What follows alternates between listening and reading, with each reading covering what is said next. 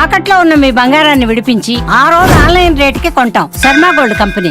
ఇవాళ్టి నుంచి IPL season 18 మొదలైపోతుంది. దీంతో క్రికెట్ అభిమానులు ఎంతో ఆసక్తిగా ఎదురుచూస్తున్నారు. ఈసారి తమ ఫేవరెట్ టీం గెలుస్తుందని ఎవరికి వారు ధీమాను వ్యక్తం చేస్తున్నారు. ఇదిలా ఉంటే ఐపీఎల్ అంటే ముందుగా బెంగళూరు టీం గుర్తుకొచ్చేస్తుంది. స్టార్లతో కూడి ఉన్న టైటిల్ ను ఇప్పటి వరకు సొంతం చేసుకోలేదు ఈ టీం. ఇక బెంగళూరులోని విరాట్ కోహ్లీ ఉండడంతో ఆ జట్టుకు అభిమానులకు కొదవే లేదు. ఐపీఎల్ టైటిల్ గెలవకపోయినా విపరీతమైన ఫ్యాన్ ఫాలోయింగ్ ను సొంతం చేసుకున్న జట్టుగా పేరు తెచ్చుకుంది బెంగళూరు.